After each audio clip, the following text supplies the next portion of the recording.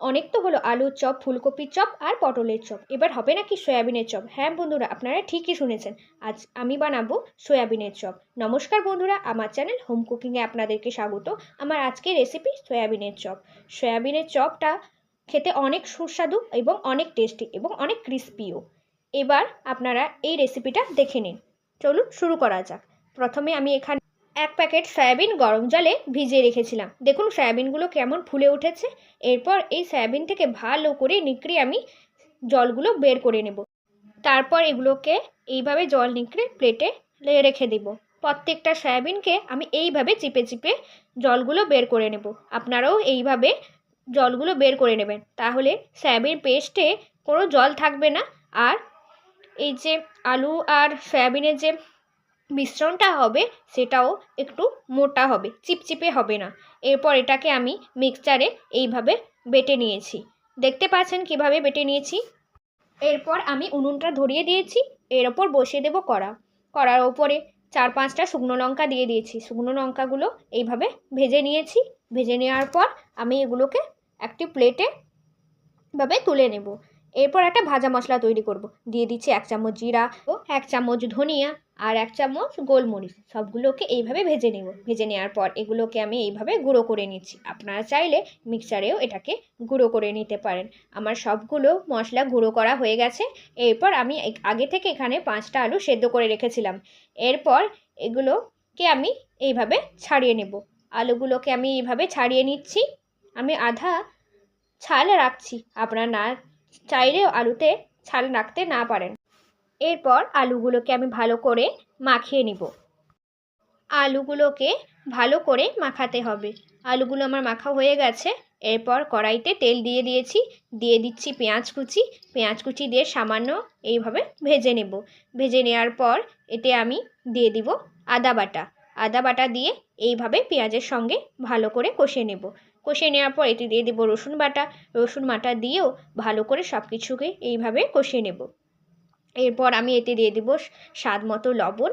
লবণ দিয়েও ভালো করে সব কিছুকে মিশিয়ে নেব। এরপর এতে দিয়ে দিচ্ছি হলুদ গুঁড়ো। হলুদ গুঁড়ো দিয়েও সব কিছুকে মিশিয়ে নেব। এরপর আমি এতে দিয়ে দেবো মাখানো আলুটা আর দিয়ে দেবো সেই পেস্ট, সয়াবিনের পেস্টটা। সয়াবিনের পেস্টটা দিয়ে সব কিছুকে এইভাবে আমি কষতে থাকবো। এরপর এতে দিয়ে দেবো যে ভাজা মশলাটা আমি তৈরি করেছিলাম, সেই ভাজা মশলাটা একটু বেশি পরিমাণেই দেবো, তাতে টেস্টটা দারুণ আসবে। এরপর সেই লঙ্কা ভাজাগুলো দিয়ে দেবো আর উপর থেকে দিয়ে দেবো ধনেপাতা কুচি। দিয়ে এইভাবে নাড়াচাড়া করতে থাকবো। এরপর আমি এখানে লঙ্কার গুঁড়ো দিয়ে তার উপর একটু তেল দিয়ে আলুর সঙ্গে সব কিছুকে এইভাবে মিশিয়ে কষিয়ে নিয়েছি। দেখুন আমার আলুর আর সয়াবিনের পুরটা তৈরি হয়ে গেছে। আমি এটাকে একটা প্লেটে তুলে নিচ্ছি।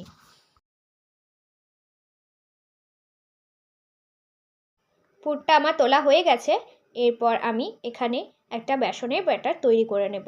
এখানে আমি পরিমাণ মতো বেসন নিয়েছি। তার উপর দিয়ে দিচ্ছি লবণ, হলুদ গুঁড়ো, ভাজা মশলা আর একটু দিয়ে দিচ্ছি খাবার সোডা। খাবার সোডা দিয়ে সব কিছুকে এইভাবে বেসনের সঙ্গে ভালো করে মাখিয়ে নেব।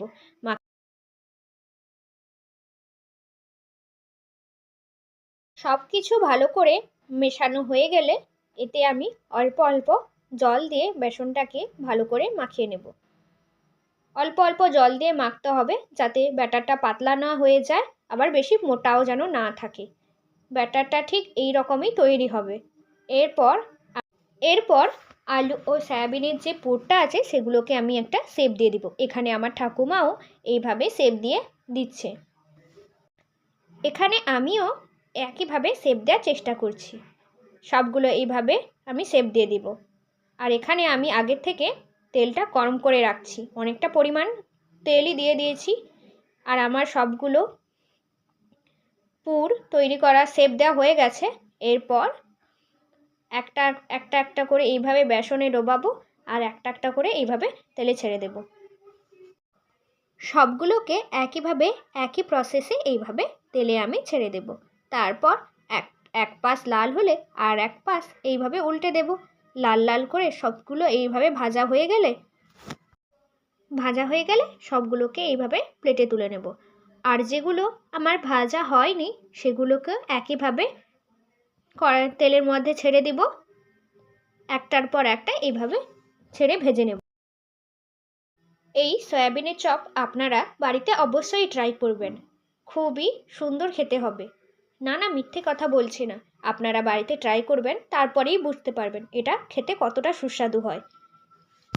সবগুলো চপ আমার তৈরি। এটা আপনারা টমেটো সস বা যে কোনো সসের সঙ্গে এটা খেতে পারেন।